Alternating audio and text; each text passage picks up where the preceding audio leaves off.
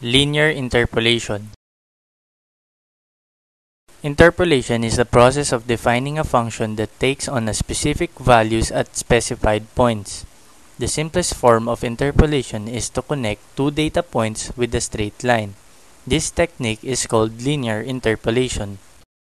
The figure below shows graphical depiction of linear interpolation using similar triangles,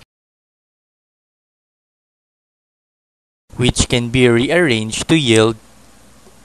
The notation x sub 1 of x designates that this is a first-order interpolating polynomial. In general, the smaller the interval between the data points, the better the approximation.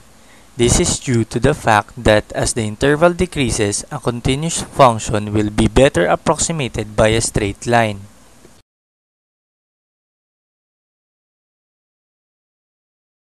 Choose an interval that brackets the value to be estimated.